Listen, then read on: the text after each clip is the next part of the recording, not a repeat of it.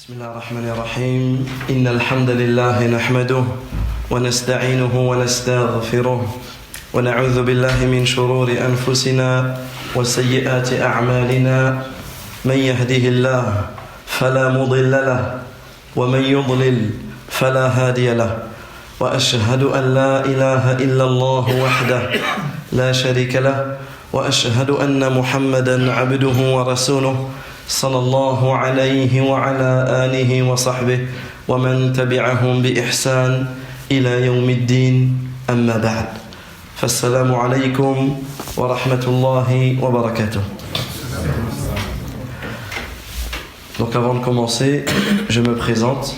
Je suis votre frère Yassine, le président de l'association El Fard.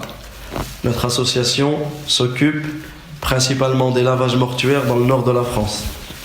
Et également, on se déplace partout, dans toute la France, pour pouvoir enseigner et surtout faire méditer nos frères et nos sœurs sur ce sujet qui est Ghuslul Mayyit, le lavage mortuaire. Et ce sujet, qui est le lavage mortuaire, c'est un sujet qui nous permet de nous rappeler de la mort. Et le prophète sallallahu alayhi wa sallam, il dit Akthiru dhikra hadhimi al-ladhat al-maut. Multipliez le rappel de la destructrice des plaisirs, qui est la mort. Et le musulman a un besoin essentiel de se rappeler de cette mort. Pas pour être triste ou tomber en dépression, bien au contraire. Lorsque le musulman se rappellera de la mort, il va se rappeler qu'il sera présenté devant Allah Azza wa Jal, qu'il sera jugé, qu'il se tiendra debout devant Allah Tabaraka wa Ta'ala. Et cela va aider à réformer sa situation. Car si la personne se réforme, elle croit en Allah Tabaraka wa Ta'ala, elle pratique les bonnes œuvres, elle reste sur la droiture, le jour où il va mourir, il aura une bonne annonce de la part des anges. Allah Azza wa Jal, il dit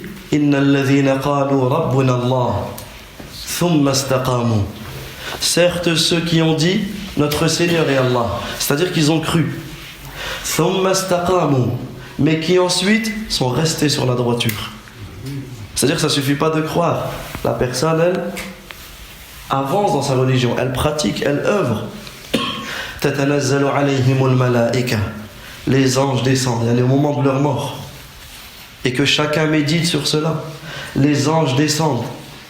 Et qu'est-ce que les anges leur disent? N'ayez crainte, n'ayez pas peur. Et ne soyez pas tristes. Et comme les savants nous l'ont expliqué, n'ayez pas peur de ceux que vous allez rencontrer, parce que ce sera que du khayr. Et ne soyez pas tristes de ceux que vous avez quittés, vos enfants, vos épouses, car ils sont sous la protection d'Allah Azza wa Jal. Alla takhafu wa la tahzanu wa abshiru bil jannah allati kuntum tu'adun. Et recevez la bonne annonce du paradis qui vous était promis. Nahnu awliya'ukum fil hayati dunya wa fil akhirah. Al-aya. Donc le musulman doit se rappeler sans cesse de la mort. Et parmi les plus grands rappels et les choses qui vont nous aider à nous rappeler de la mort, il y a ce sujet qui est le lavage mortuaire, qui malheureusement est un sujet qui est négligé par beaucoup. C'est un sujet dont certains ne pensent même pas. Lorsque tu apprends que quelqu'un du quartier est mort, on pense à ta'ziya, aux condoléances, et on pense à la janaza. Directement, c'est quand la janaza? Où je peux aller voir la famille pour présenter mes condoléances. Mais on ne pense pas qui va le laver. Comment il va être lavé? Est-ce qu'il va être lavé selon la sunna de notre prophète sallallahu alayhi wa sallam? Est-ce qu'il va être lavé selon les enseignements de notre noble religion? Et notre religion, subhanallah al-azim, elle est complète. Elle est parfaite. Regardez, la personne tombe malade. Il nous est légiféré d'aller lui rendre visite. Iyadatul marid. Et ici, l'iyada, c'est le fait de venir et de revenir et de revenir. Ensuite, la personne, elle agonise. Il nous est demandé de se mettre et de lui faire prononcer la shahada. Man kana akhiru kalamihi la ilaha illallah dakhala al-jannah. Celui dont la dernière parole est la ilaha illallah entrera au paradis. L'importance de cette parole, l'importance de méditer lorsque tu es vivant sur ce qu'elle implique, cette parole, comme adoration, comme croyance, pour pouvoir mourir sur cette parole. Ensuite, il meurt, on se précipite pour le laver, pour le nettoyer, pour le parfumer, pour le mettre dans le linceul. Ensuite, on se met en rang, on prie sur lui. Dans cette prière, Salatul Janaza, cette prière magnifique, où on loue Allah Azza wa Jal, où on récite Suratul Fatiha, qui est la sourate la plus importante du Coran, où l'on prie sur le prophète, alayhi salatu wa salam, où on invoque pour lui Ar-Rahma, Wal-Maghfira, Wal-Thabat, où on invoque pour lui la miséricorde, le pardon, le raffermissement. Et ensuite, on l'accompagne et on l'enterre. Et on invoque également pour lui, et on continue à invoquer, et on continue à lui rendre visite jusqu'à notre propre mort à nous. Regardez notre religion à quel point elle est parfaite. C'est pour cela qu'aujourd'hui nous allons voir un point de la perfection de notre religion qui est Ghuslul Mayyit, le lavage mortuaire. وقبل أن أبدأ أريد أن أنبهكم على شيء مهم ألا وهو أن هذا الموضوع موضوع فقهي كما تعلمون. فقه الجنازة غسل الميت من أحكام الجنائز. وفي هذا الموضوع نجد بعض الخلافات، بعض الاجتهادات، بعض المذاهب، ولله الحمد والمنة.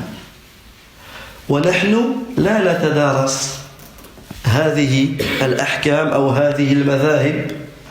هذا يعني شيء مهم جدا، لكن شيء آخر. نحن نتعلم بفضل الله تبارك وتعالى طريقة واحدة، لكن الحمد لله في طرق، في مذاهب، في آراء، في اجتهادات. Donc avant de rentrer dans le vif du sujet, je tiens à rappeler un point qui est important. C'est que le sujet du lavage mortuaire est un sujet noble et important de notre religion, mais c'est un sujet de jurisprudence. Et comme vous le savez, au même titre que les ablutions, que la prière, que le jeûne, que le hajj, c'est un sujet de jurisprudence où il y a différentes manières de faire, où il y a différents avis, où il y a différents efforts d'interprétation de nos savants, et cela est une chose magnifique, et c'est une très bonne chose, importante à étudier. Par contre, ici, ce n'est pas le but. Le but ici, c'est d'apprendre une manière, comment laver un mort, pour que vous sachiez, le jour où ça doit vous arriver, le jour où vous assistez au lavage d'un membre de votre famille, premièrement, vous savez le matériel qui est utilisé. D'une manière générale, c'est le même pour tout le monde. Vous savez à peu près les techniques qui sont utilisées, et même si vous n'assistez pas, vous savez ce que la personne va faire. Cette démonstration va se dérouler comme une histoire. Donc nous sommes l'association, et nous recevons un appel. Cet appel, qu'il provienne des familles ou qu'il provienne de la pompe funèbre directement, voilà, il y a eu un décès à l'instant. Donc la première des choses, c'est de donner les premiers conseils à celui qui est en face du mort. C'est-à-dire que tu trouves la personne, ton père, ton fils, ton frère, mort devant toi. La première chose que tu vas nous dire, mais moi je suis tellement choqué que je ne peux rien faire. La recommandation que le prophète sallallahu alayhi wa sallam nous a donnée, as-sabru wal-ihtisab, la patience et la recherche de récompense. Retenez ces deux conseils, parce que ces deux conseils, ils reviennent dans beaucoup de passages dans les règles funéraires. La recommandation de patienter et la recommandation de rechercher la récompense. Donc la personne, avant le lavage, premièrement, elle peut fermer la bouche. Donc, pour fermer la bouche, il existe différentes techniques. D'accord? Le but ici, c'est de presser la mâchoire. D'accord? On va faire une pression sur la mâchoire. On peut utiliser une bande, on peut utiliser un chiffon, on peut utiliser une serviette. Le but, c'est de faire une pression sur la mâchoire afin de fermer la mâchoire et la bouche sera fermée. Également, c'est de fermer les yeux. Donc on ferme les yeux du défunt, car comme le prophète sallallahu alayhi wa sallam nous l'enseigne, c'est que l'âme, lorsqu'elle sort, les yeux la suivent. Les yeux la suivent, ce qui prouve que la personne verra la mort. Et ça aussi, ça fait partie des rappels. C'est-à-dire qu'on la verra tous, cette mort, qui pour nous est quelque chose d'abstraite, qui pour nous est quelque chose, mais sachez que nous la verrons tous. Et les yeux suivent l'âme lorsqu'elle sort. C'est pour cela que nous fermons les yeux. La même chose, différentes techniques peuvent être soit en les fermant comme ceci, soit en faisant la même chose, faisant une pression légèrement sur les paupières afin que les yeux soient fermés. Ensuite, nous allons détendre les membres. Si un exemple, le défunt il meurt, un exemple dans cette situation, nous allons profiter pour le détendre directement et le mettre de cette manière, car il est encore au stade où on peut le manipuler facilement. Et ensuite, on le recouvre entièrement. Voilà 4 points à retenir. On le recouvre entièrement, on ne le laisse pas à la vue de tout le monde. Celui qui veut le voir aura simplement qu'à le découvrir et ensuite à le recouvrir. Mais on ne le laisse pas à la vue de tout le monde. Voilà quelques points qui sont à faire au moment où la personne meurt. Pourquoi lui fermer la bouche? Pourquoi lui fermer les yeux? Pourquoi lui détendre ses membres? Les savants nous ont expliqué pour ne pas choquer la famille. Ton père, ta mère, tes enfants meurent. C'est déjà un choc. Mais imagine encore que tu le vois, les yeux fermés, la bouche, les yeux ouverts, la bouche ouverte, les membres comme ça, c'est un choc encore plus. Alors que le fait et c'est pour ça qu'on a introduit sur la perfection de notre religion. Et chaque étape que nous allons voir, vous allez voir à quel point notre religion est parfaite. Donc voilà pour quelque chose, il y en a d'autres, quelque chose à faire au moment de la mort. Ensuite, la personne, donc, nous contactons, ou la pompe funèbre nous contacte, d'accord? Elle nous contacte et on prend donc rendez-vous si la personne est morte à l'hôpital. Dans ce cas-là, si elle meurt à l'hôpital, on le lavera à l'hôpital. Si elle meurt à domicile, on peut le laver à domicile. Le lavage peut se faire à n'importe quel endroit. Il n'y a pas de... Simplement, il faut que le lavage soit fait dans un endroit fermé. Ce n'est pas tout le monde qui peut y assister. D'accord? Celui qui veut y assister, il assiste, mais celui qui n'aide pas, etc., il est détestable au fait qu'il participe. Ensuite, les laveurs, tout dépend du corps, tout dépend de la manière dont il est mort, etc. Mais ils peuvent venir à 2, à 3, à 4. Il n'y a pas de mal.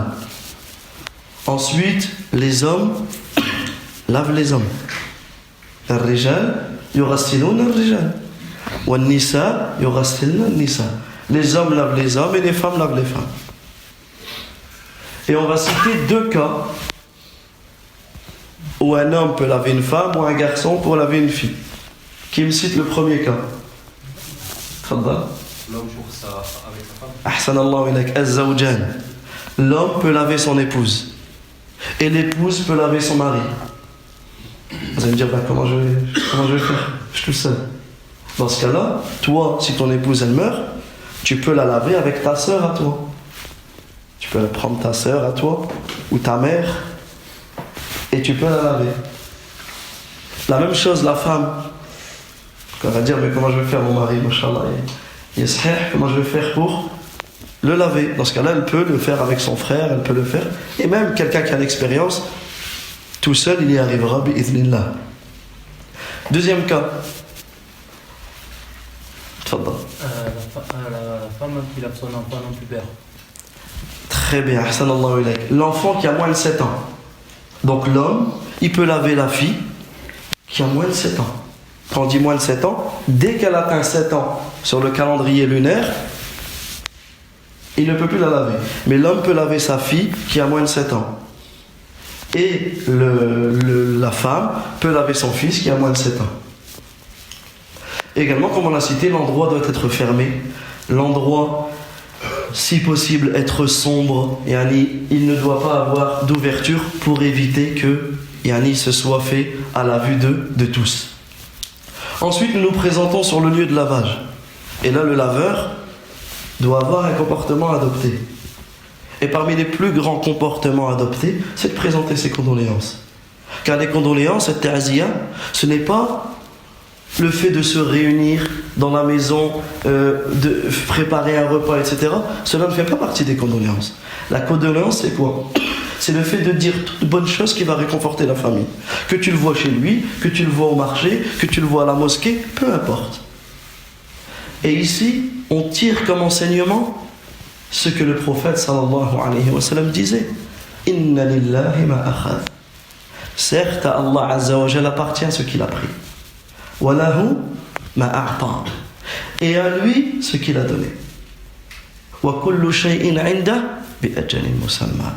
Et toute chose auprès de lui aura un terme fixé et déterminé. Fal tasbir wal tahtasib. Que tu patientes et que tu recherches la récompense. Regardez les deux points que l'on avait cités en introduction. La patience et la recherche de la récompense. Celui qui patiente, il aura une récompense énorme. Wa bashiri sabirin. Allah Azza wa Jalla dit dans le sens du verset, et annonce, fais la bonne annonce aux patients. Alladhina idha asabatuhum musiba qalu inna lillahi wa inna ilayhi raji'un. Ceux qui, lorsque sont atteints d'un malheur, d'une épreuve, qu'est-ce qu'ils disent?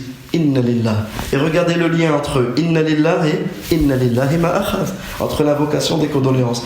Nous appartenons à Allah. Ton père est mort, il appartient à Allah. Tes enfants appartiennent à Allah. Ton épouse appartient à Allah Azza wa Jalla. Ils ne t'appartiennent pas. Et lorsque tu prends conscience que ton défunt appartient à Allah, tu vas prendre conscience qu'Allah Azza wa Jalla fait ce qu'il veut avec ses créatures.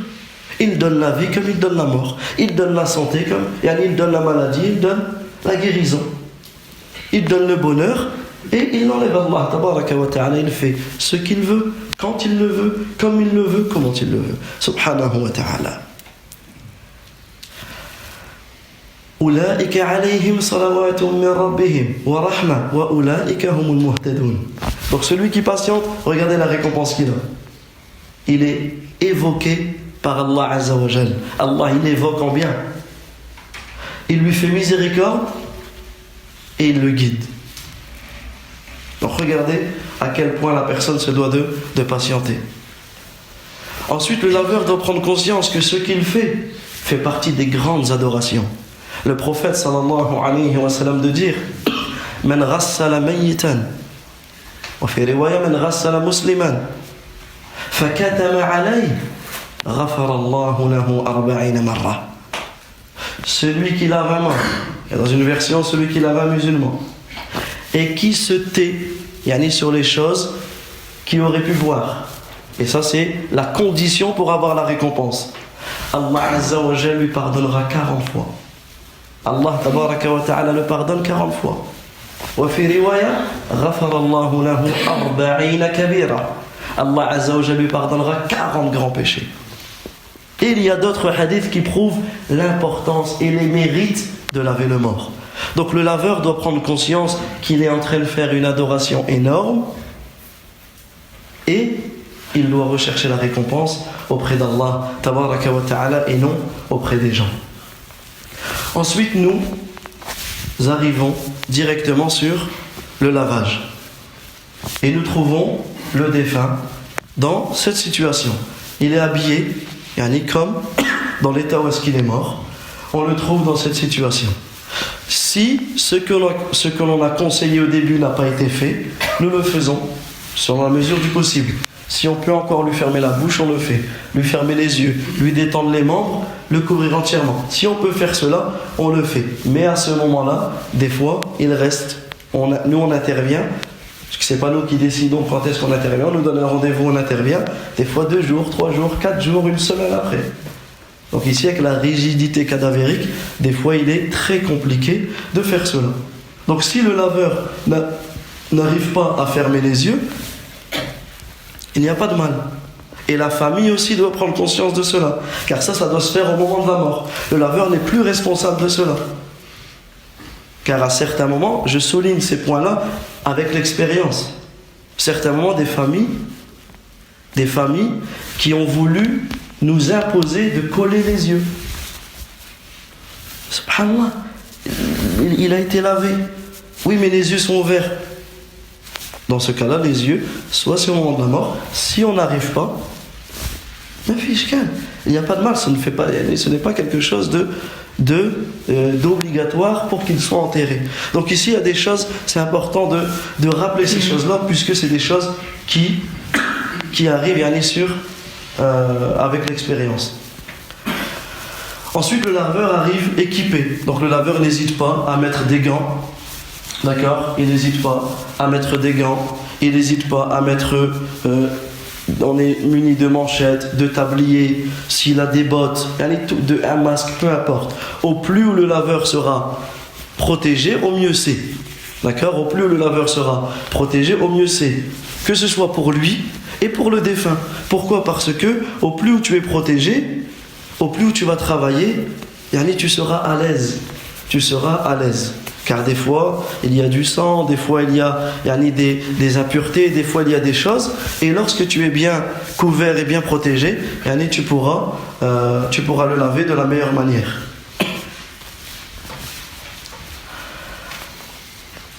Lorsque nous arrivons sur le lavage, on essaye de demander à la famille de participer avec nous. Ce n'est pas une obligation, mais c'est important. Et le fait de laver, c'est important pour faire son deuil.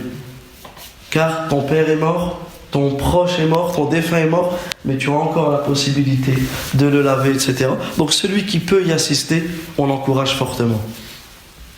Et dans 100% des cas, ceux qui rentrent avec cette appréhension, c'est normal, avec cette peur, ressortent, alhamdulillah, ils ressortent des fois en souriant. Ils nous disent, merci, shukran, barakallahu fik d'avoir lavé mon père. Et d'avoir participé, et cela aide pour le deuil. Ensuite, le lavage, et on va essayer de simplifier au maximum, il se comporte en 6 points. On va résumer le lavage mortuaire en 6 points. Donc retenez ces 6 points. Le premier point, on va déshabiller le corps entièrement. On va le déshabiller entièrement. Pour cela, certes, il va être déshabillé entièrement, mais la nudité de l'homme, comme de la femme, ne doit être visible par personne. Donc l'homme, sa nudité va du nombril jusqu'au genou. Du nombril jusqu'au genou inclus, on va couvrir. Donc ici, on peut utiliser que ce soit ici un tablier, un perméable, on peut utiliser une serviette, peu importe ce que tu utilises, le but c'est de le couvrir.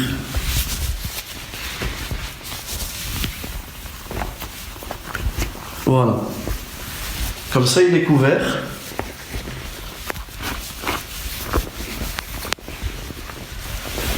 Donc du nombril jusqu'au genou.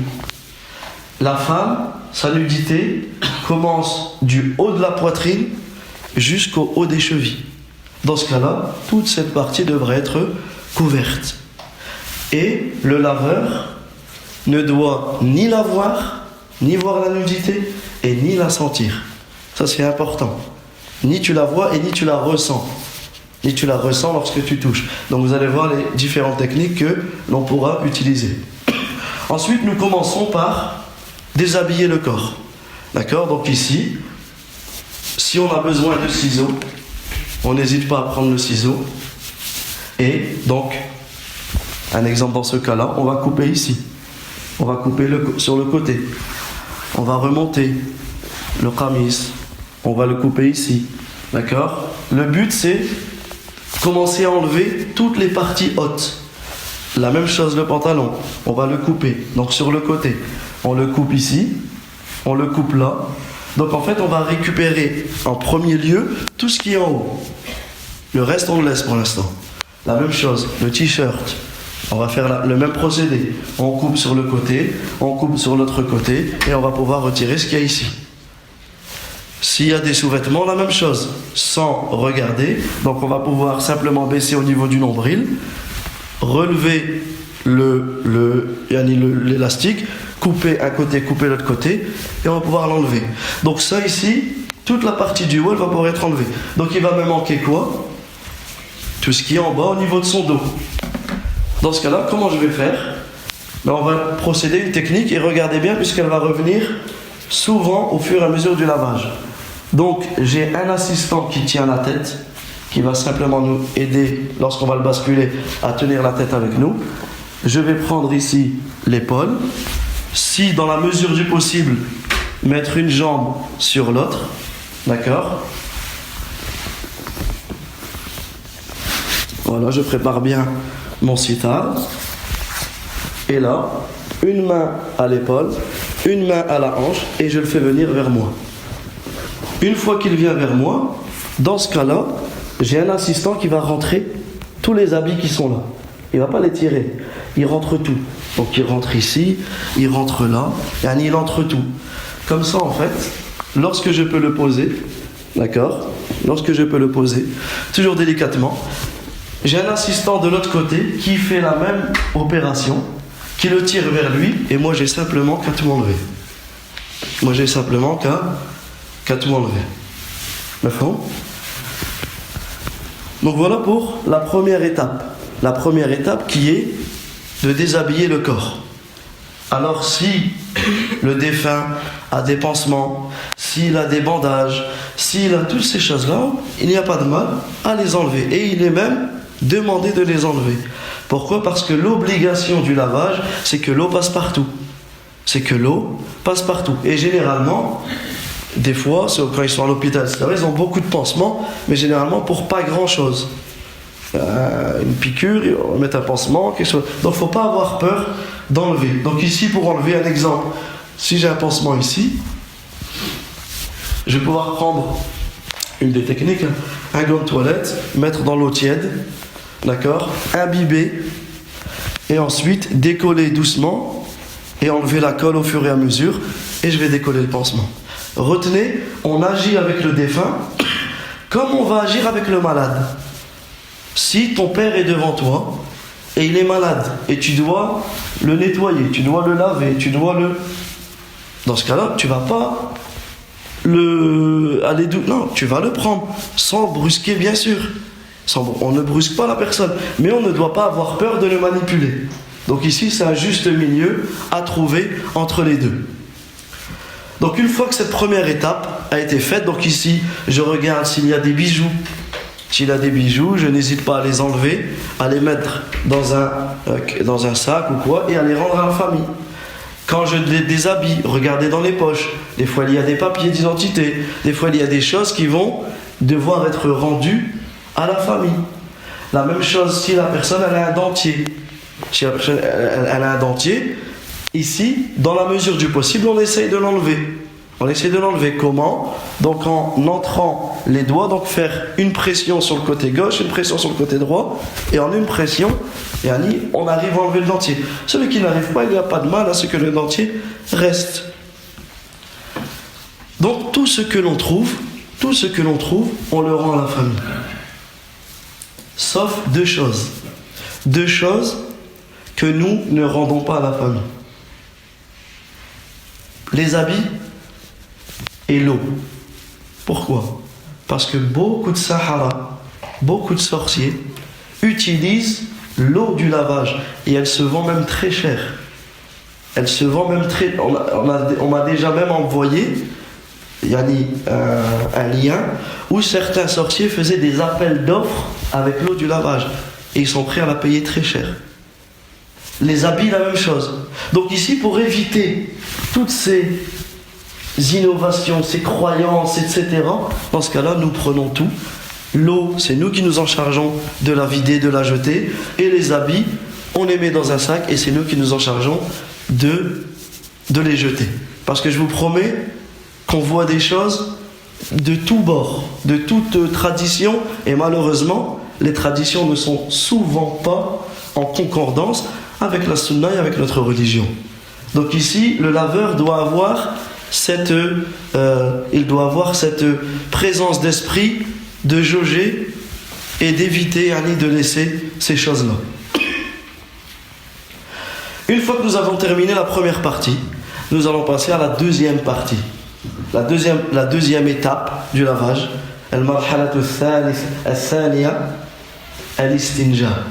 le fait de lui purifier, de lui nettoyer les parties intimes. Comme nous, lorsque l'on va aux toilettes, on se purifie les parties intimes.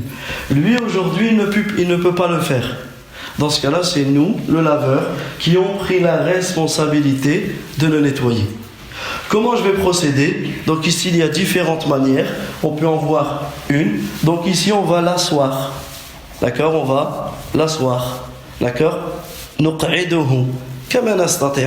On va l'asseoir comme on le peut. Comme on le peut.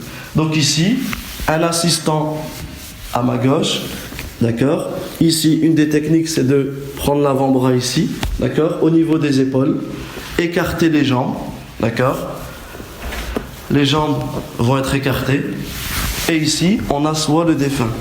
En l'asseyant, ça c'est impossible. D'accord? Ça, on ne va pas pouvoir le faire. Généralement, on l'assoit de cette manière-là. Et qu'est-ce qu'on va faire? Je vais travailler les abdos, Inch'Allah. Et là, on va presser. D'accord? On va presser. Donc, regardez, de haut en bas. Donc, on l'assoit et on presse. Et on accompagne tout ce qui pourrait sortir. Et en même temps que je presse, j'ai quelqu'un qui verse de l'eau. Donc que ce soit avec le tuyau, que ce soit avec un verre, peu importe, on va verser l'eau pour que ce qui sort, il est évacué directement dans l'évacuation. D'accord? Donc ça c'est la première des choses. Ensuite, on va utiliser donc un gant de toilette, d'accord? Et dans ce gant, je peux mettre un exemple, une grosse éponge. Je peux mettre un tissu. En fait, je vais utiliser, peu importe ce que je vais utiliser, pourquoi pas les sortes de bâtonnets avec lesquels on se douche, etc. Peu importe ce que j'utilise, le but c'est de nettoyer les parties intimes sans les voir. Donc là, c'est caché. Et surtout sans les sentir avec ma main. Sans les sentir avec ma main. Donc comment je vais faire? Une des techniques, c'est de mettre son poing.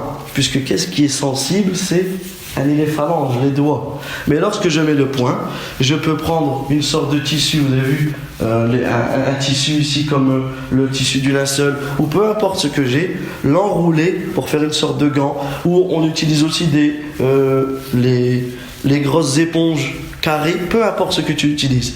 Et ici, avec cela, donc avec la main gauche, tu vas pouvoir passer dedans et nettoyer. Tu vas pouvoir bien nettoyer sans rien ressentir. Donc on commence ici, donc en versant de l'eau, on nettoie la partie du haut, le pubis, l'entrejambe, tout ce qui aurait pu être taché par l'urine, on le nettoie. Ensuite, on va nettoyer la partie de derrière.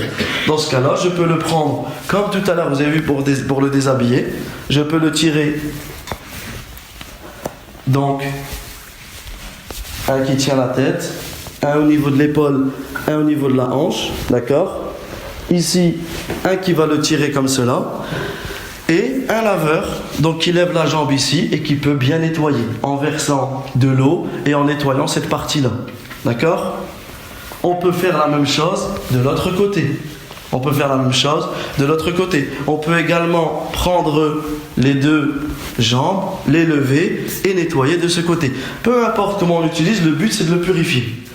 Si au bout d'une fois ça sort, dans ce cas-là je le réassis, je presse encore une fois et je nettoie jusqu'à ce qu'il soit purifié. Et ça c'est un point important, car beaucoup de laveurs, de laveuses sont négligents dans ce point-là.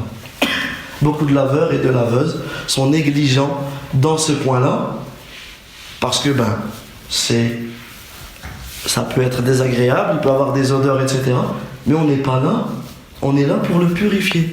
On est là pour adorer Allah Azza wa Jalla et on sera responsable de la manière dont on l'a purifié. Pour les odeurs, on utilise, donc avant de commencer le lavage, on prend des bâtons d'encens et on en met dans différents coins. Et en fait, ça vient encenser la pièce et limite, tu n'as même pas besoin de masque. Ou on peut prendre un masque, mettre du parfum et le mettre ici. En fait, tout cela pour éviter de sentir une mauvaise odeur. D'accord ? Juste pour les femmes, un point important dans la première étape, c'est lorsqu'elles ont du vernis. Lorsqu'elles ont du vernis, on enlève le vernis, puisque le vernis, ça vient empêcher l'eau de toucher la peau. Également, lorsqu'elles ont les fossiles. Les fossiles, je m'y connais pas dans les fossiles, d'accord, mais les sœurs, elles ont le matériel qui va leur permettre d'enlever toutes ces choses-là. La même chose pour certains qui ont des rallonges de cheveux, etc. Tout ça, c'est spécifique aux femmes, mais c'est des choses que la laveuse doit aussi avoir dans son sac. Donc voilà pour la deuxième étape. Donc la première étape, on a dit, c'était quoi ? Tajridul mayyit, le déshabiller entièrement. La deuxième étape, al-istinja, le fait de le purifier. La troisième étape, al-wudu, nuwaddi'ul mayyit, ka-wudu'i salah. Donc on lui fait les ablutions comme les ablutions pour la prière. Et là on voit bien l'importance et l'honneur qu'Allah Azza wa Jalla a fait à ses membres, les membres des ablutions. Et là on peut bien voir aussi l'importance de la prière, car cela te suit jusqu'à ta mort. On fait des ablutions aux morts, là on lui fera la salat janaza. Regardez l'importance de la prière dans ta vie. Donc ici on va lui faire les ablutions. On commence par quoi les ablutions ? Nabda bimadha ? Avant les mains ? At-tasmiya, avant tasmiya, an-niyya. Donc on commence les ablutions par l'intention. Innamal a'malu binniyat. Les actes ne valent que par leurs intentions. Si la personne n'a pas l'intention de faire ses ablutions et elle lave ses membres de ses ablutions, il ne peut pas prier comme cela. Pour se rafraîchir ou autre, il doit avoir l'intention de faire ses ablutions. Donc ici, le cheikh Hafidhahullah, il pose la question, est-ce que durant le lavage, on met le corps sur le côté droit? Donc le fait de mettre le corps sur le côté droit, cela ça a été légiféré pour l'enterrement. Lorsqu'on enterre le défunt, on l'enterre sur le côté droit. Mais pour le lavage, il n'y a rien qui a été rapporté à ce sujet. Et en plus, si on devrait le mettre sur le côté droit, on trouverait une grande difficulté. Puisque le fait de le laisser constamment sur le côté droit, il y a des choses qui peuvent sortir de sa bouche, de son nez, de ses oreilles, etc. Donc ici, voilà la position que l'on va utiliser durant le lavage. Pour l'istinja, comment on sait qu'on a vraiment vidé, ou il n'y a pas de... Comment est-ce qu'il y a des signes qui nous expliquent qu'on a tout vidé? Alors, premier signe, avec la main. Avec la main, lorsque tu vas accompagner les excréments, etc., toi tu peux ressentir où est-ce que c'est vide. Tu peux voir la différence entre où il y en a encore. Donc ça, à force, le laveur, il prend cette habitude et il sait exactement où il y en a encore. Nous, on utilise aussi une technique, c'est de prendre ce type de tissu, donc que l'on utilise pour le kafan, pour le linceul, mais nous, lorsqu'on le coupe, il nous reste des chutes. Dans ce cas-là, on va l'enrouler sur notre gant, puisqu'il est blanc. Donc automatiquement, lorsqu'il n'a plus de traces, donc il y a différentes techniques pour que tu es sûr que cela ne sort pas. D'accord ? Ensuite, si tu continues les étapes et arrivé, un exemple, après les ablutions, cela ressort, tu le refais. Si ça sort beaucoup, entre chaque lavage, tu peux refaire cette opération, il n'y a pas de mal. D'accord ? Puisque des fois, qu'est-ce qui se passe ? C'est que le corps, il est tellement froid, il est congelé. Donc tout ce qui est dedans, c'est congelé aussi. Mais au fur et à mesure de le laver, D'accord? Et l'eau qu'on utilise à la base, c'est de l'eau froide. Sachez qu'à la base, on utilise de l'eau froide. Mais il n'y a pas de mal à chauffer l'eau s'il y a un besoin. Et nous, en France, on trouve ce besoin, puisque le corps, il est congelé. Pour la grande majorité des cas, ils le mettent dans les frigos, il est congelé. Dans ce cas-là, on utilise de l'eau chaude ou de l'eau tiède, comme pour nous en fait. Et en fait, à ce moment-là, le corps, il se détend. Et quand il se détend, c'est possible que ça sort. Plus tard, dans ce cas-là, il n'y a pas de mal du tout à le refaire entre chaque lavage. D'accord? Au maximum, jusqu'à combien de fois? Au maximum, certains disent jusqu'à 7 fois, d'autres disent qu'il n'y a pas de maximum.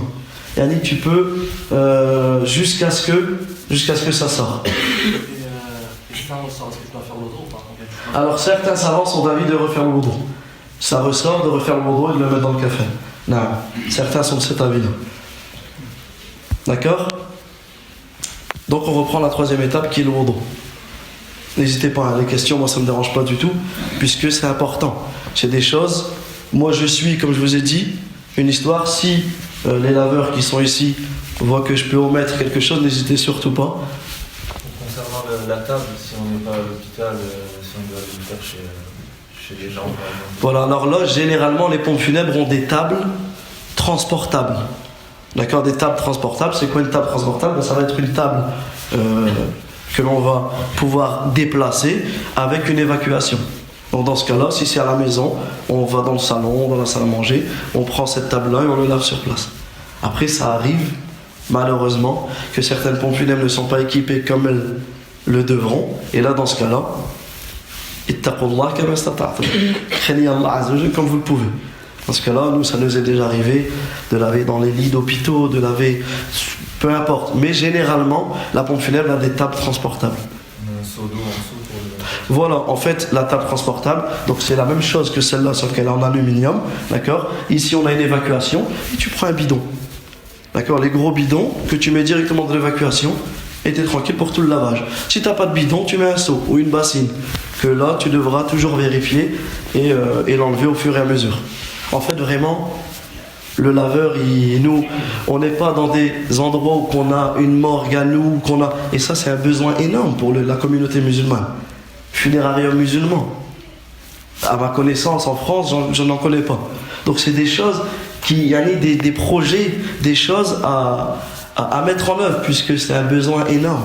C'est un besoin pour la communauté. Au mois de novembre, là on est décembre là. Au mois de novembre, on a eu 49 lavages. En un seul mois. Dans la région lilloise.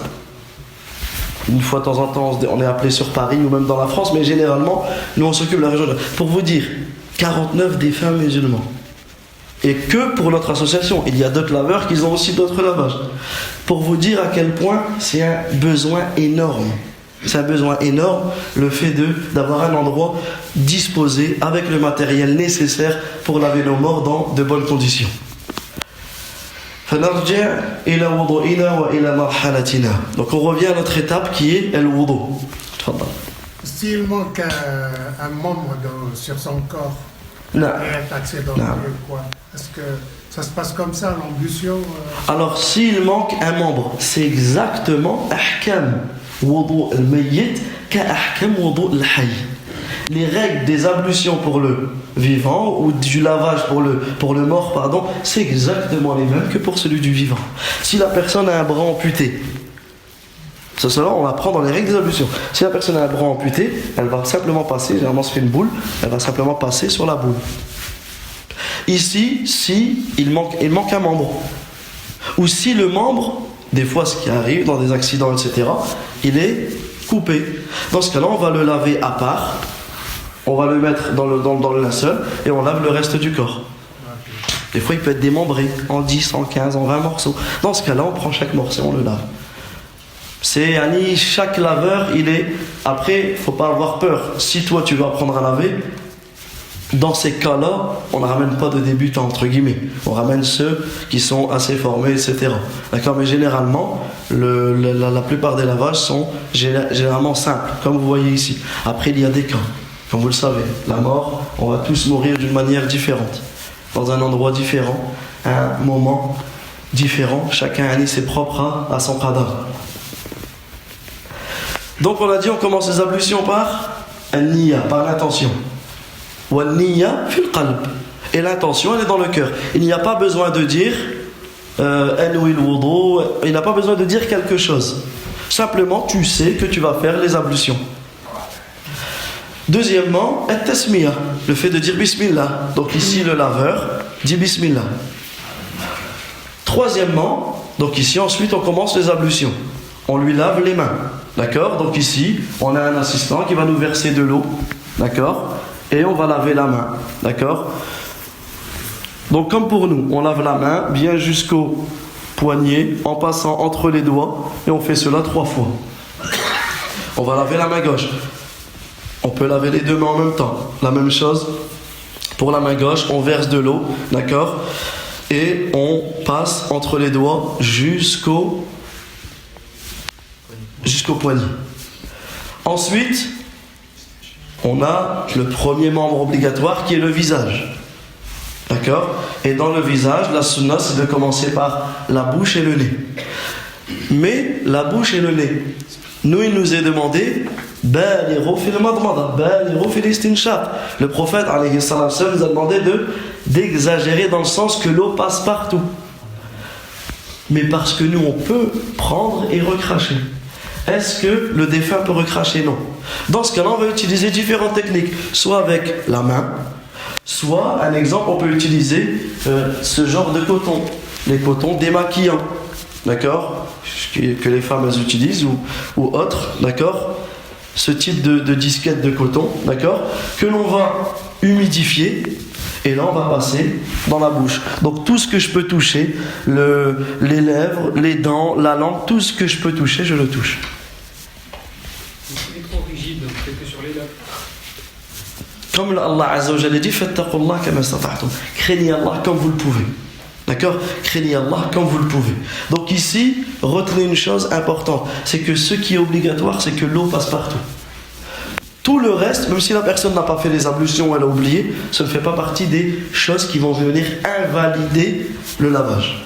D'accord? Mais sinon, si on peut, on passe partout. Si on ne peut pas, on fait comme on le peut. Donc on fait la bouche, et la sunna c'est de faire la bouche et le nez avec la même poignée d'eau. Dans ce cas-là, on va reprendre un coton, on va l'imbiber et on va commencer par la narine droite. Donc on rentre, on nettoie. Et ensuite avec l'autre côté, la narine gauche. Et là j'aurais fait une fois. Ensuite je reprends un autre coton. Je lave la bouche une deuxième fois. Un autre coton, je lave le nez une deuxième fois. Et je fais la même chose une troisième fois. Donc bouche-nez, bouche-nez, bouche-nez. Donc là je l'aurais lavé 3 fois. Juste si le mort il est déjà mort, on saute l'étape ou pas? Non. Si il meurt en état de wudu, déjà moi je peux pas le savoir. Pas savoir, mais dans tous les cas, parmi les choses qui vont venir invalider les ablutions, nawaqidul wudu, il y a le mort. Il y a la mort. Quand la personne elle meurt, ses ablutions, il n'y a plus d'ablution. D'accord?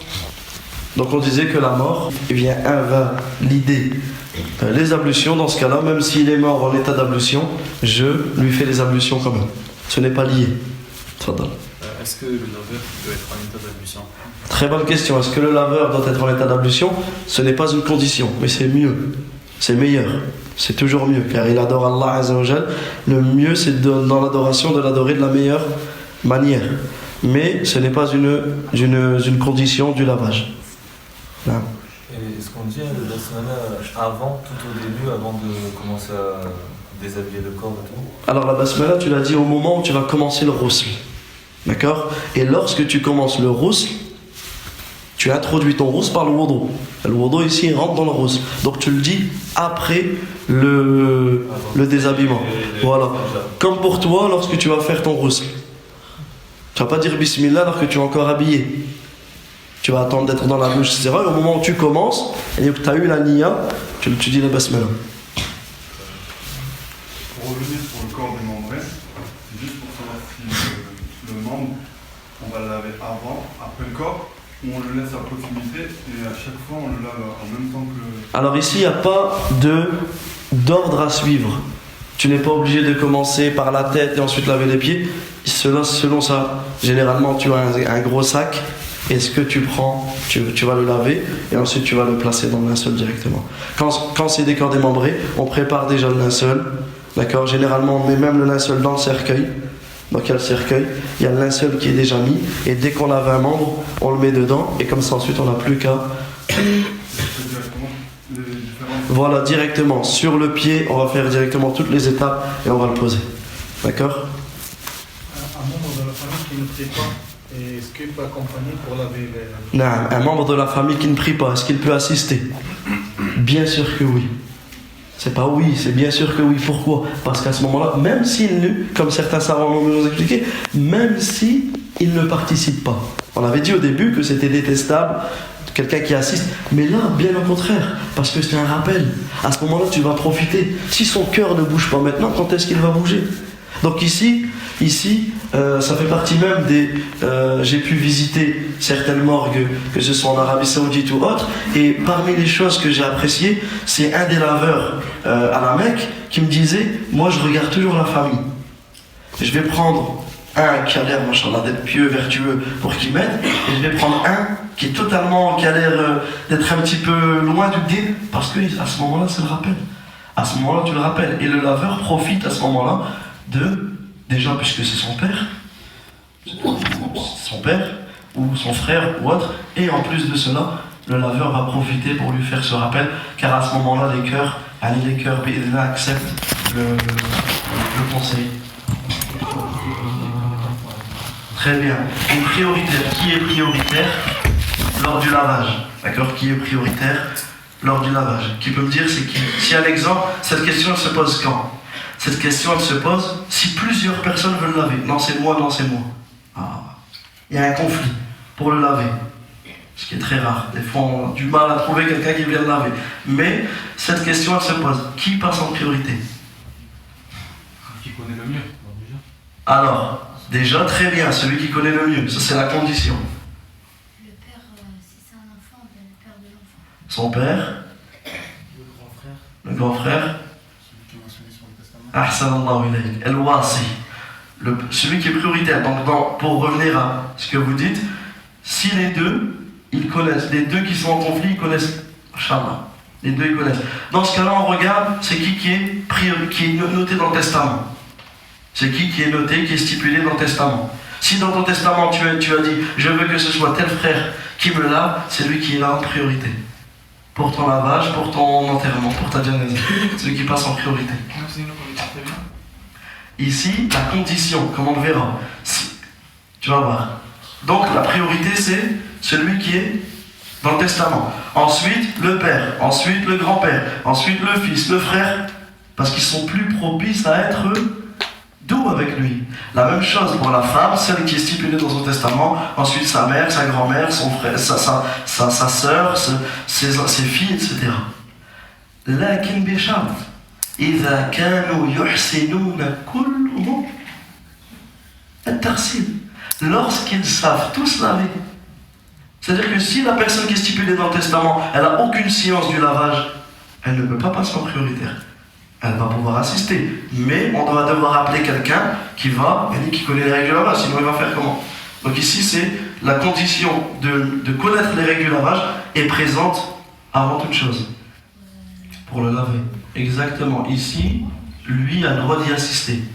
Comme pour celui qui ne prie pas. Celui qui n'est pas musulman peut venir assister.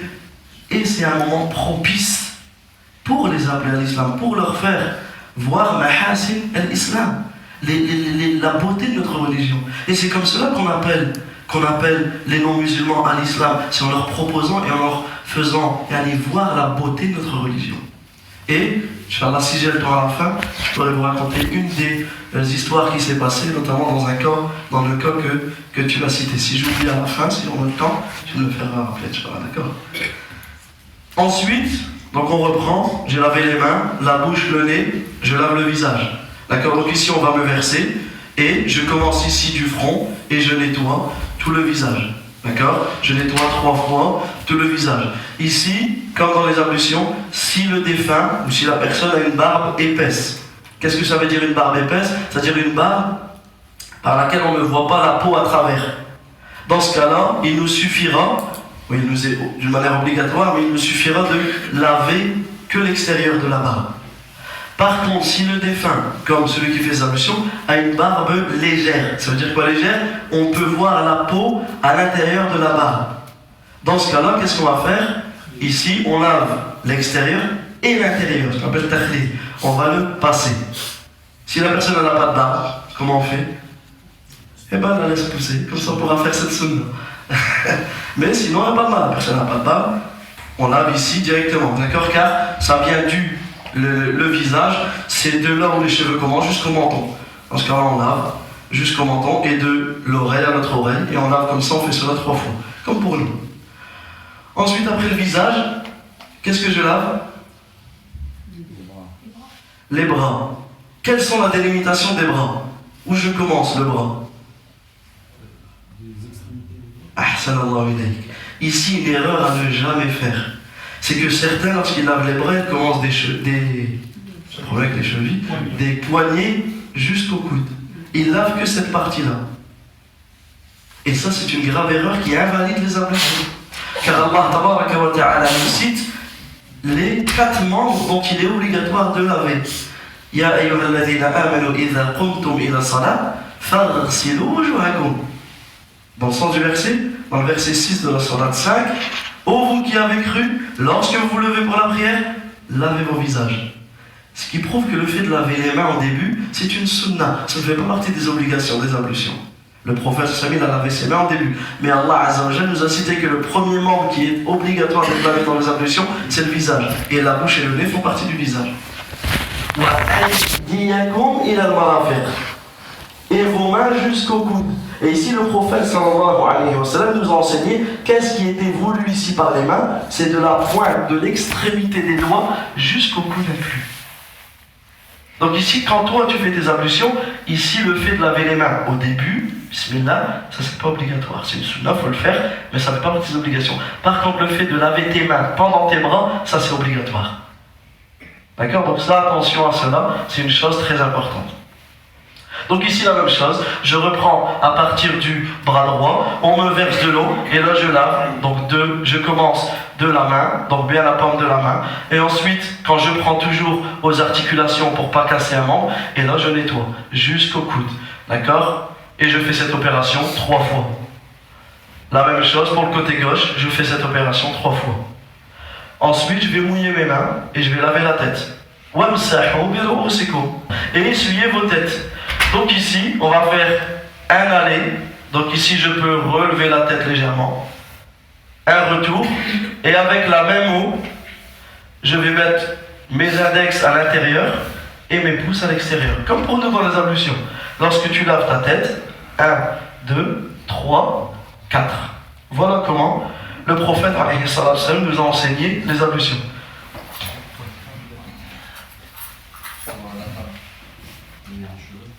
Non, pour la femme, elle va défaire les cheveux et elle va faire la même opération. D'accord? Ensuite, les pieds. Ici, certains sont d'avis de laver les pieds à la fin. À la kulihal, on va prendre cette méthode pour ne pas oublier. Je lave les pieds, donc je lave le pied droit. Donc là, je peux surélever, laver le pied et là, bien tout nettoyer. D'accord? Et passer entre les orteils. Et là, je fais la même chose avec le pied gauche. Et là, j'ai fait ma 3e étape. J'ai fait la 3e étape. Et quand vous regardez, les 3 étapes sont avant le grand lavage. Donc on a déjà fait 3 étapes. Il va nous rester 3 étapes qui sont 3 grands lavages. D'accord? Donc la première étape qui est Tajrid al-Mayyit, le fait de les déshabiller entièrement. 2e étape Al-Istinja. 3e étape Al-Wudu. D'accord les frères? Donc là vous savez, laver un membre à moitié pour l'instant. On continue. Il va nous rester 3 grands lavages. Les 3 grands lavages, dans chaque lavage, on va utiliser quelque chose de différent. Le premier lavage, on va utiliser du cidre. On va utiliser du cidre. Donc c'est quoi le cidre? C'est le jujubier, ce qui est traduit par le jujubier. D'accord? Donc je vais le passer pour y sentir. Faites juste attention de ne pas en faire tomber, parce que sinon je vais me faire crier dessus. D'accord? par les responsables ici du tapis. Pas envie de salir le tapis, mais le cidre, de l'apparence, c'est comme le hinna. Mais c'est pas du hinna, attention. C'est pas du hinna. Certains se trompent et lavent avec le hinna. Non, le cidre, donc c'est une plante. Donc c'est des sidra, c'est marrant un petit peu partout, d'accord, sidra. C'est des petites feuilles que on pile et ça nous donne, regardez cette poudre-là. Cette poudre, elle a été utilisée, même au temps du prophète, même bien avant, mais au temps du prophète, cette poudre a été utilisée pour se nettoyer, pour se purifier, comme un savon. D'accord, comme un savon. Parce que parmi les plus grands bénéfices du cidre, c'est qu'il nous donne de la mousse. Donc comme je vous expliquerai la manière de le faire, à la fin, on aura une mousse qui va nous servir à laver la tête. D'accord? Parmi les bénéfices du cidre, c'est qu'il purifie le corps. Donc il a une très grande facilité de nettoyer le sang, etc. Si on n'a pas de cidre, on utilise du savon. Si on n'a pas de cidre, on utilise du savon. Non, c'est les traces. Quand je dis le sang, des fois il y a des traces de sang. Dans ce cas-là, tu vas le nettoyer. D'accord? La différence entre le cidre et le savon, c'est que le savon, il va venir adoucir la peau. Il vient adoucir la peau. Et à ce moment-là, le corps, il n'y a pas besoin d'être adouci, bien au contraire. Il a besoin d'être dur. Et le cidre, il vient durcir. Il vient durcir la peau. Également, quand on utilise le cidre, on peut bien voir, subhanallah, que le défunt, il reprend des couleurs. Subhanallah, il y a énormément de bénéfices à utiliser le cidre. Et même pour le vivant. Le cidre, il a énormément de bienfaits pour ceux qui sont touchés par l'eczéma, etc. Toutes ces maladies de la peau. C'est un remède contre le sihr, etc. Contre la sorcellerie, etc. Il y a beaucoup de bonnes choses dans le cidre.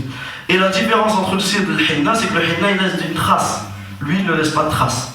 Lorsqu'on le rince, il ne laisse pas de trace. Donc je vais le passer. Vous pouvez regarder, vous pouvez sentir. Vous allez voir le cidre. Donc ici, comment je vais procéder? Combien de cuillères? Voilà. Donc regardez. Comment je vais procéder? Je vais prendre un seau. Ça se trouve facilement. Alors ça, nous on le fait venir. Quand quelqu'un il part en Umrah, quand quelqu'un il part au Maroc ou en Algérie, on lui demande de nous en ramener. D'accord? Sinon, certains le vendent dans certaines maktabat qui vendent des plantes, etc. C'est relativement cher, mais c'est quelque chose qui se ramasse, par exemple, au bled, quelque chose qui se ramasse par terre, les gens ils en veulent même pas. Ça, ils s'en servent même pas. Donc, généralement, quand on le fait venir de nos pays, c'est très très abordable. C'est les feuilles de cidra. Les feuilles de cidra, voilà, katou cidra. D'accord? Si on n'en a pas, on utilise du savon. Donc, si on a le cidre, on va remplir un seau. Donc, une des techniques, remplir un seau, d'accord? Remplir seulement cela. Il y a une petite partie du seau. Ensuite, regardez, vous avez vu, on va prendre une cuillère avec cela et j'en mets 3, c'est largement suffisant. Voilà, largement suffisant. Pourquoi? Comment tu sais si c'est suffisant? Il faut que la poudre, elle recouvre l'eau. Quand la poudre, elle a recouvert l'eau, c'est largement suffisant. Puisque si tu en mets trop, l'effet... Si on a trop, l'effet ne sera pas ce que l'on souhaite. Donc tu mets un petit peu et là tu mélanges. Donc là tu peux mélanger avec ta main, tu peux mélanger avec un batteur, peu importe. Tu mélanges et tu vas voir, ça donne de la mousse. Ça donne de la mousse. Une fois que tu as bien ta mousse, bien blanche, comme les pâtissiers, quand ils font quand ils battent, etc., ça te donne une mousse que même si tu retournes, elle ne tombe pas. Une fois que donc, pendant 5 bonnes minutes, tu as bien préparé ta mousse, dans ce cas-là, tu remplis ce que tu as besoin. Tu remplis un seau. Donc j'aurai un seau d'eau verte, qui est le cidre, et j'aurai ça de mousse blanche. D'accord? Qu'est-ce que je vais faire avec cette mousse? Eh bien, je vais laver la tête.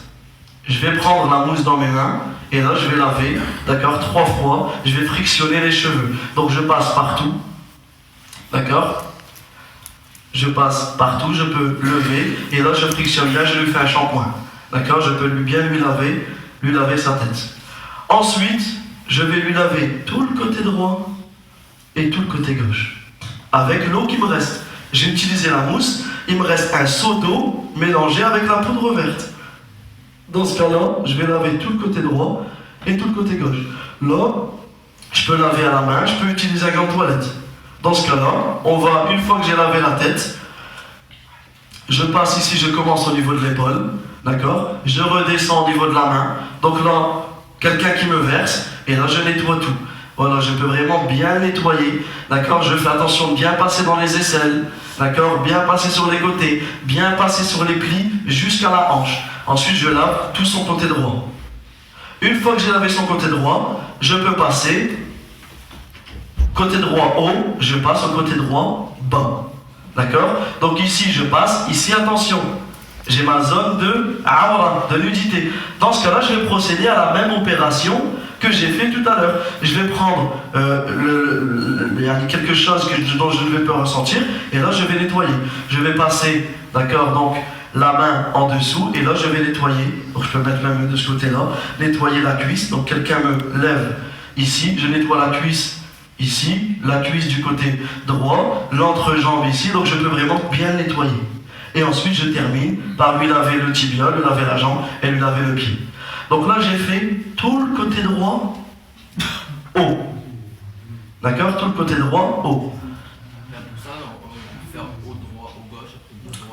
Exactement, c'est une autre technique qu'on appelle Raddul A'ali ala al-Mafasi. Raddul A'ali ala al-Masafili. D'accord? C'est-à-dire, je vais commencer le côté droit haut et je vais revenir au côté gauche haut. Ensuite, côté droit bas et ensuite côté gauche bas. D'accord? Ces différentes techniques, il n'y a pas de mal. Et c'est important de connaître toutes ces techniques-là parce que des fois, si tu es tout seul, tu vas peut-être opter pour la deuxième technique, etc. Donc on reprend. J'ai terminé mon côté droit haut. Il va me rester quoi? Le côté droit du côté du dos. Dans ce cas-là, je vais faire la même opération. D'accord? D'accord? Donc ici, je vais reprendre. Donc toujours quelqu'un qui tient la tête. Voilà, ici je vais prendre, et là j'aurai accès, donc toujours je fais attention que la nudité soit bien cachée, et là j'aurai accès, même si je me mets de l'autre côté, je pourrai bien laver les plis, bien laver la nuque, bien laver le dos, et la même chose avec mon gant, passer sur tout ce que j'aurais pas pu passer. Et là j'aurai lavé tout le côté droit. Est-ce que l'histoire de la nudité s'applique quand c'est le conjoint qui l'a? Alors quand c'est le conjoint qui l'a, ou quand c'est moins de 7 ans, il n'y a pas de nudité, c'est pour cela que c'est autorisé. C'est pour cela que c'est autorisé, c'est ça la haine, c'est ça qui est autorisé. Dans ce cas-là, c'est toujours mieux de la couvrir, parce qu'on n'est pas à l'abri des regards, mais sinon ce n'est pas une obligation. Pourquoi? Parce que pour les conjoints ou pour le petit qui a moins de 7 ans, il n'y a pas de nudité. Des fois on est pressé par le temps. Est-ce qu'on peut le faire de laveur, exemple, de laveur pour le côté gauche et de laveur pour le côté droit? Non, mais ici il n'y a pas de mal, c'est pas obligatoirement le laveur qui doit tout faire. D'accord, tu peux léguer, tu peux être avec ton équipe, un qui fait ça, préparer, et que ça et que ce soit efficace. Le but, ce n'est pas d'être rapide, le but, c'est d'être efficace. Il y a une différence entre les deux. D'accord, si tu es efficace, ton lavage peut être fait en 20 minutes. D'accord? Des fois, ça peut prendre 1 heure. Des fois, ça peut prendre 1 heure et demie. Regardez là une simple démonstration. Je ne sais pas ça fait combien de temps que je parle, mais regardez pour une simple démonstration. Imaginez que des fois, tu as un vrai corps. T'as la famille, donc tu dois expliquer ce que tu fais, t'as la pompe funèbre qui te presse. Il y a beaucoup de choses qui font qu'il est très important d'être efficace. Dans votre vie professionnelle, la mousse que vous faites, vous la faites avant que ça tout commence ou la... Alors nous, ce qu'on fait, voilà, nous on le fait, en fait tout dépend. Si je suis seul, je vais tout faire en début, mais sinon, si j'ai le temps et que j'ai beaucoup, dès qu'on arrive aux ablutions, quelqu'un commence à préparer la mousse. Comme ça, dès que je finis les pieds, j'enchaîne. Et ça ne change pas les effets, ça a les effets. Exactement. Donc c'est même mieux de le faire, de pas trop le faire avant. D'accord? Et ensuite, je fais la même étape pour le côté gauche. Donc vous avez vu comment on a procédé pour le côté droit. Je fais exactement la même étape pour le côté gauche. Je lave la partie haute, la partie basse, je le tourne, et je lave tout, le dos, et je passe, et un lit par derrière, et là j'aurai terminé ma 4e étape.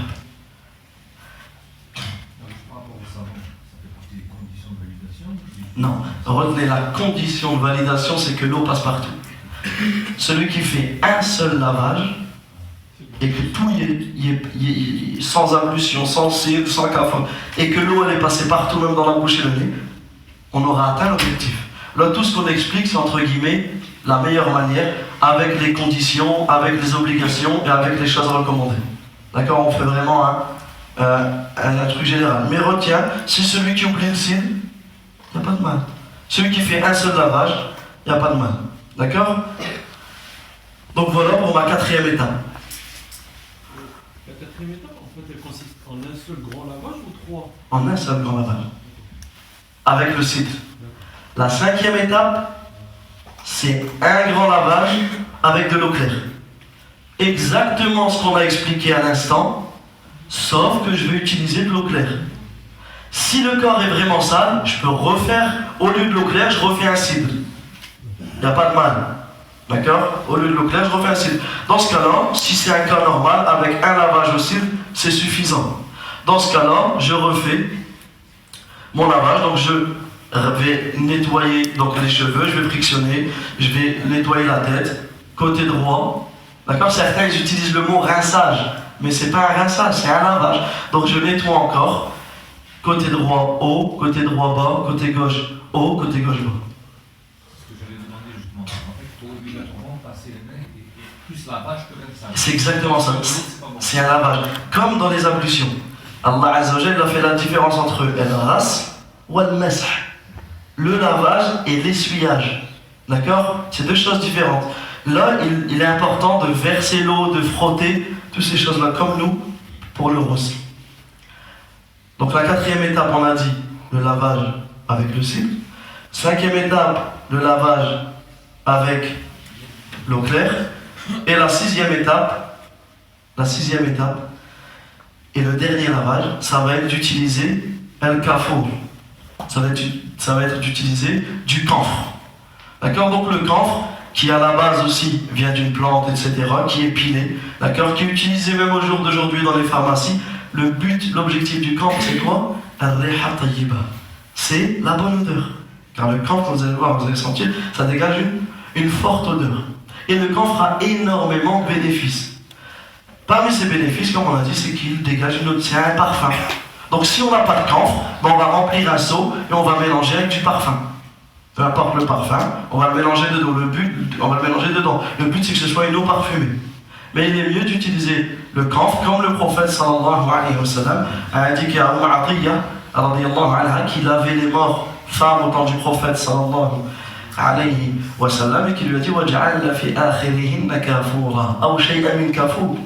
Et mettez dans le dernier lavage du camphre ou quelque chose de semblable ou quelques parties de camphre.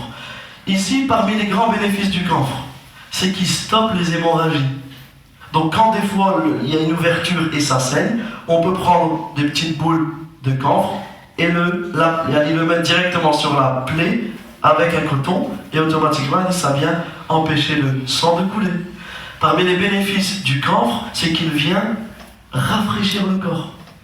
Regardez, il y a maintenant quelques années que dans nos pays, en Europe, etc., ils mettent des vins dans les frigos. Pourquoi ils le mettent dans le frigo? Pour retarder la décomposition du corps.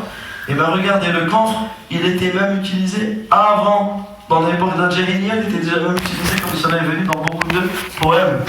Dans l'adab al-arabi, on trouve que le camphre était déjà utilisé. Et le prophète sallallahu il a eu ordonné d'utiliser cela parce que ça vient retarder la décomposition du corps. Et également, parmi les bénéfices du camphre, c'est que c'est un répulsif. Pour nous, c'est une bonne odeur, ou une odeur forte.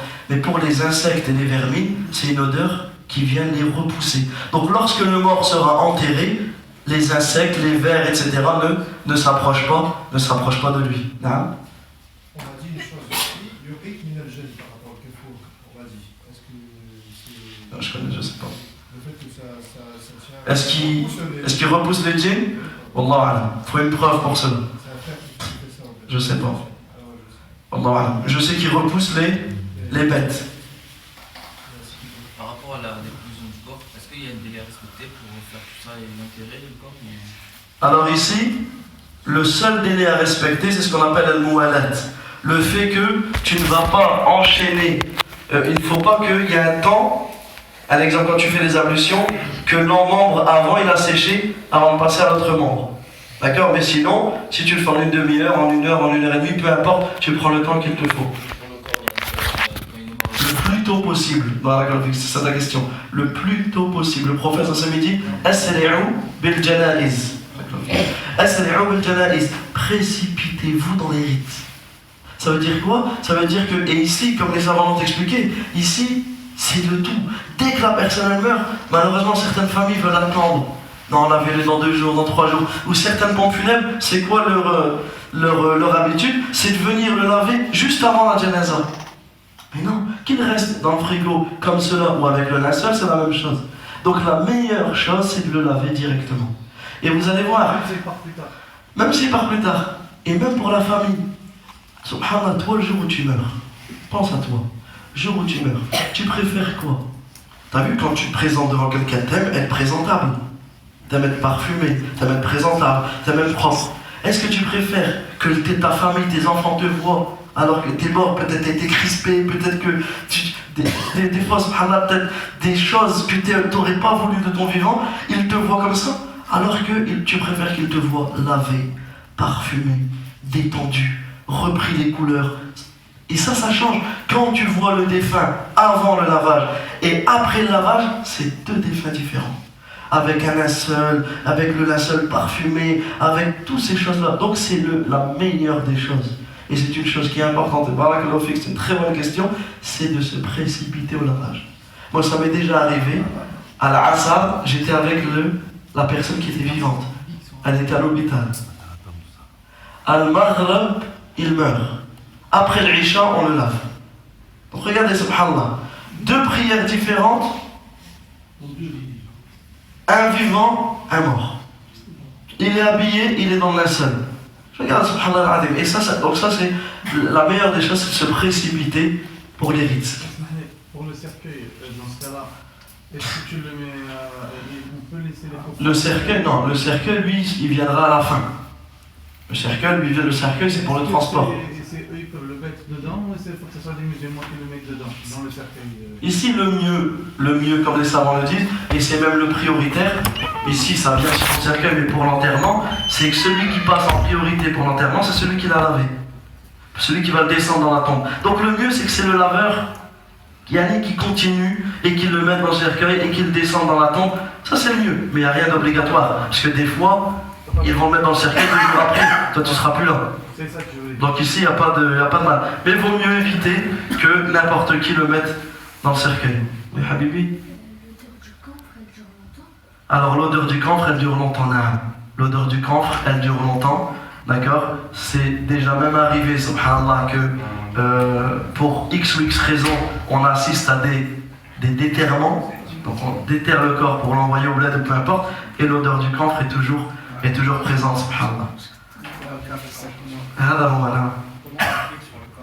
Alors ça, je vais l'expliquer dans le 6e lavage. Dans le 3e lavage, pardon.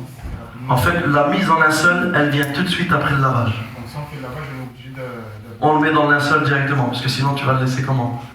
Et si à la mort, ils le mettent après dans les chambres froides? Il n'y a aucun problème. Il sera dans la chambre froide avec son linceul. En plus, bien sûr, il n'y a aucun problème. Il n'y a aucun souci, et ça se fait souvent. Il n'y a pas de mal. Donc ici, on a le 6e lavage, la 6e étape, qui est le lavage avec le camphre. Donc ici, comment on procède? On remplit un seau, de préférence, si on peut, de l'eau tiède, pour que ça infuse. D'accord? Et on prend la même chose. Faut que le camphre, il couvre l'eau. Dans ce cas-là, on camphre, il couvre, d'accord, il couvre l'eau. Il n'y a pas de mal à mélanger. Le but, c'est que l'eau soit imprégnée de cette odeur. Le camphre, on l'utilise à quelle étape dans le lavage? À la dernière étape. Mais nous, la technique qu'on utilise, c'est quoi? C'est qu'on le prépare en premier. Comme il disait tout à l'heure le frère. C'est quoi? Pourquoi? Dès qu'on arrive sur le corps, avant de le déshabiller, avant toute chose, qu'est-ce qu'on fait? On le prépare. Et on le laisse dans un coin. Comme ça, tout le temps du lavage, et ben ça infuse. et en fait ça devient un seau de parfum. Ça devient un seau de parfum avec lequel on va l'avoir.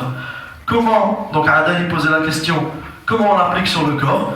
Ben exactement comme le signe.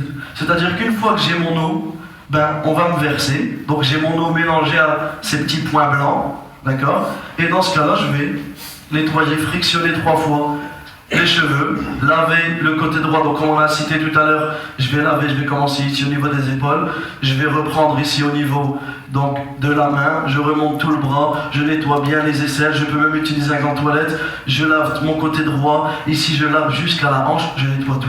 Ensuite je redescends, comme expliqué pour le cil, je le relave. Ensuite, comme on a dit tout à l'heure, pour le dos, je le tire et je lave toute cette partie, et je refais la même chose pour le côté gauche. Je lave le côté gauche haut, ensuite le côté gauche bas, ensuite je le tire et je lave toute la partie de derrière. Et en faisant ça, j'ai terminé mon lavage. En faisant ça, j'ai terminé mon lavage. Et sachez que lorsque la personne elle meurt, il est obligé pour ceux qui l'entourent 4 choses. Tarsiluhu, takfinuhu, as-salatu alayhi wa dafnuhu. C'est 4 choses qui nous sont obligatoires pour nous envers nos défunts musulmans, c'est de le laver, alhamdoulilah, ça a été fait. Ensuite, c'est de le mettre dans le linceul. Donc ça, c'est le laveur qui s'en occupe aussi. Il le met dans le linceul, d'accord? Parmi les particularités du linceul, c'est il est préférable qu'il soit blanc, d'accord? Qu'il soit opaque, c'est-à-dire qu'il n'est pas transparent, d'accord? Qu'il soit opaque, qu'il n'est pas transparent. Qu'il soit propre, pas forcément neuf, d'accord? Et là, on va l'habiller de ces 3 linceuls. Donc on va donner les différentes techniques. Avant de le mettre dans le linceul, ici, on va pouvoir procéder au parfumage, au fait de parfumer le corps. Donc, pour les femmes, avant le parfum, elles vont étendre les cheveux et faire 3 nattes. D'accord? Pour la femme, elle va faire 1 natte, 2 nattes et 3 nattes qu'elle va rabattre en arrière. D'accord? Les mains, pas besoin de les mettre comme cela, car il n'y a aucune preuve sur cela. Le hani, on les laisse de cette manière. D'accord? Les jambes, on peut les mettre joints, hani, pour nous aider. Et là, ici, on va le mettre dans le linceul. Voilà, donc le linceul, c'est 3 tissus. 3 tissus d'environ, en largeur 2,20 m. Voilà, on va les détendre comme ça, vous allez bien pouvoir voir. Voilà, détends-le complètement. En largeur 2,20 m, en longueur entre 2,30 m et 2,50 m. 2,50 m c'est déjà beaucoup. Voilà. Donc ils sont déjà pliés. Donc là donc ici il n'y a pas de mal, c'est la mosquée, c'est propre, d'accord? Donc il n'y a pas de mal à le mettre par terre. Regardez-le par terre, on va tout reprendre un par un. Voilà. Tiens, si tu peux le tirer. Voilà. Donc regardez, ça nous donne 3 tissus comme cela. Donc nous, quand on les prépare, quand on les coupe, ils sont comme ceci. D'accord? J'ai mes 3 tissus que je peux déjà parfumer avant de venir, en les préparant, etc. Mes 3 tissus, ils sont comme ça. Moi, je les plie dans mon sac comme ils étaient. Et là, on va l'habiller. Comment? Ici, on va donner juste 2 techniques. La première, s'il y a une autre table, je prépare une autre table, je mets mes linceuls comme ça sur la table, je mets la table ici, on le porte, on le met sur le linceul et on l'enroule. Mais généralement, il n'y a pas la place, il n'y a pas de deuxième table, etc. Dans ce cas-là, ce que je vais faire, regardez, c'est que je vais enrouler, voilà, je vais enrouler un côté, voilà, comme ça. Voilà, peu importe le côté en fait, il faut juste qu'on se mette d'accord. Et sinon, voilà, je vais enrouler jusqu'au milieu. Voilà. Enroule encore, enroule, voilà. On enroule encore un petit peu, voilà. J'enroule, je peux enrouler l'autre côté, mais il n'y a pas forcément d'utilité. Ensuite, regardez. Tu peux me tenir, s'il te plaît. Voilà.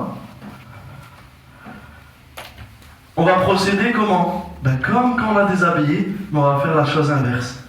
Donc, je le prends comme on a expliqué tout à l'heure. Donc, je peux mettre une jambe sur l'autre jambe. Quelqu'un qui tient toujours la tête, d'accord? Je le prends. Et ici, regardez, on va rentrer. Donc là, si on peut rentrer en dessous de la tête, voilà, tout ce qu'on peut le faire, comme cela. Si on peut rentrer en dessous. Ensuite, on pose légèrement, d'accord? Ensuite, quelqu'un le prend de l'autre côté.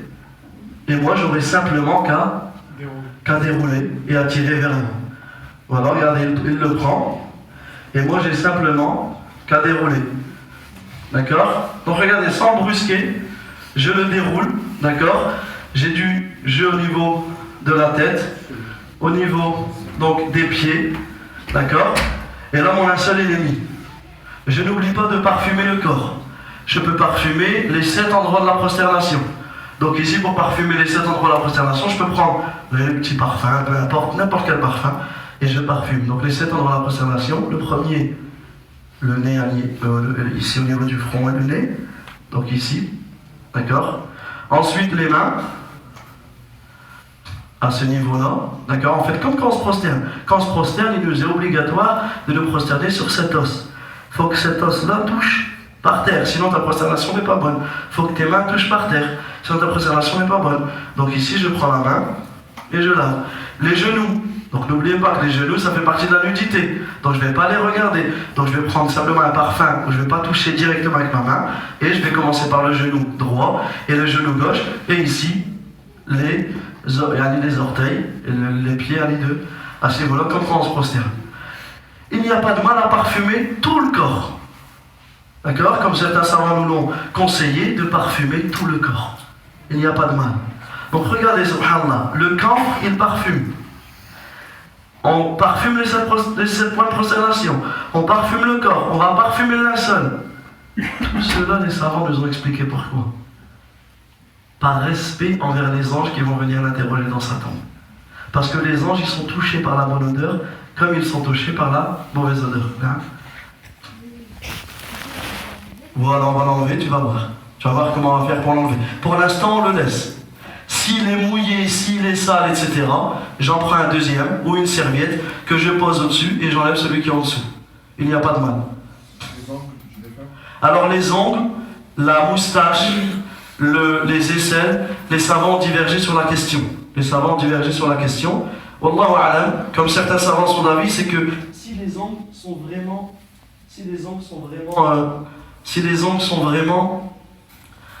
longs, extravagants, etc., ici il n'y a pas de mal à les couper. À les couper. La même chose pour les poils des aisselles, d'accord, ou pour le fait de tailler la moustache. D'autres disent que tu ne le fais pas. Donc ici c'est il y a un sujet à divergence à voir, mais ici on peut sortir de cela comme si c'est extravagant, etc. Dans ce cas on le fait et on le laisse avec lui. On le laisse avec lui, on peut mettre dans un sachet ou autre et on peut le mettre. Donc une fois que mon défunt il est parfumé, que la femme, ses nattes, elles sont mises, etc., on n'introduit rien dans le linceul. Certains veulent mettre des photos, d'autres veulent mettre, quand c'est des enfants, des peluches, d'autres veulent mettre des coloriages, certains veulent mettre même des kteb, des talismans, des trucs. Tout cela, le laveur doit être strict.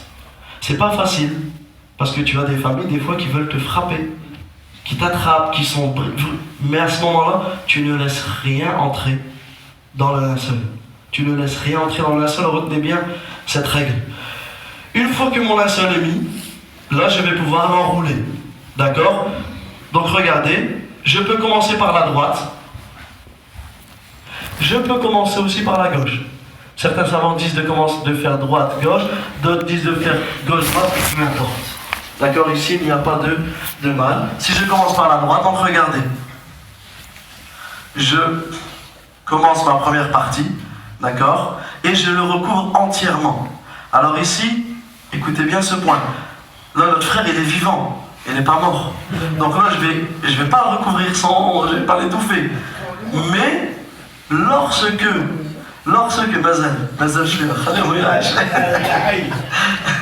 mais regardez, quand j'ai mon défunt, c'est exactement comme ça. Je ne découvre pas le visage. Certains, parmi les grosses erreurs qui sont faites de certains laveurs, c'est qu'ils prennent l'habitude de le mettre comme ceci.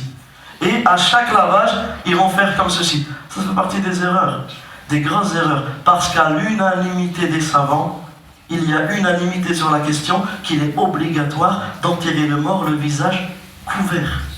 C'est l'avis de l'imam Malik, rahimahullah. C'est l'avis de l'imam Ahmed. C'est l'avis de l'imam Abu Hanifa. C'est l'avis de l'imam Shafi'i. C'est l'avis des imams qui sont venus après. Donc, et ça, c'est quelque chose de courant, malheureusement, chez les gens, c'est d'envoyer au bled ou d'enterrer le visage découvert. Aimerais-tu être enterré sous la terre comme ça? Donc ici, on se doit de craindre Allah, tabaraka wa ta'ala, sur le sujet. Donc on le recouvre entièrement, d'accord? Donc si je le fais, c'est pour pas l'étouffer, hein? D'accord? Ici, lorsque je vais avoir ma deuxième partie, à ce moment-là, d'accord? Lorsque mon assistant recouvre, à ce moment-là, je peux enlever, d'accord, cette serviette, d'accord? Je peux l'enlever. Donc généralement, si elle est propre, je la remets juste le temps de passer celui-là, d'accord? Voilà, on peut la mettre comme ceci. Et quand je passe le deuxième, là je peux l'enlever, d'accord? Et là je passe mon deuxième linceul, d'accord? Qui lui vient recouvrir totalement, d'accord? Entièrement. Là j'ai fait exprès pour qu'il soit plus long, pour que vous puissiez voir, mais tout à l'heure quand tu l'enroules, on aurait pu s'arrêter avant pour qu'il soit égal, c'est la même chose, d'accord? Et ici, la même chose, donc je le prends, je le serre, je l'entre de cette manière, je le serre bien, d'accord?